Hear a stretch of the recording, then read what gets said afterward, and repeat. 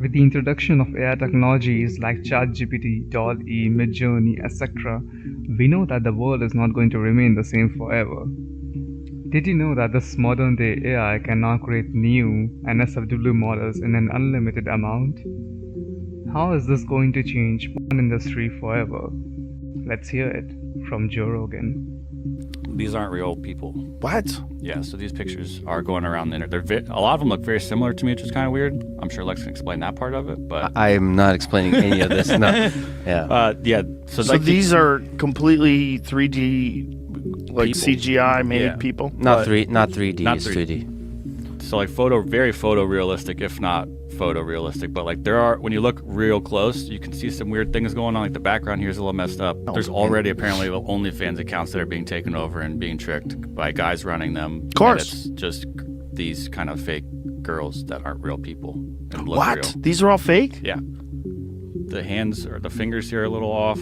That's insane. And so this is right now just still images, and eventually it'll be film.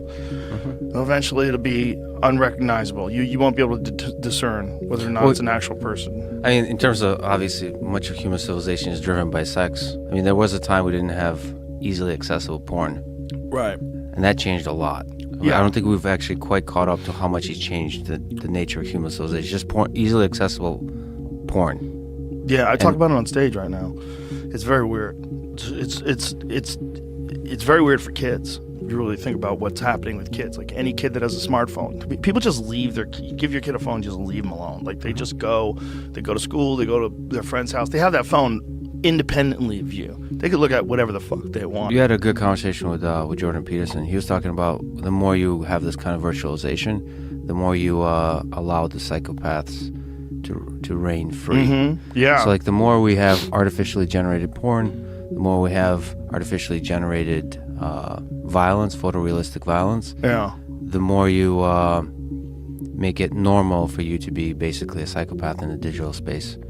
Enable that and make that okay, and then you forget what it's like to actually be a good human being. Like, is it good to have artificial images of as many as you want, as much porn as you want, as much sex as you want? Is that good? As much awesome stuff as you want?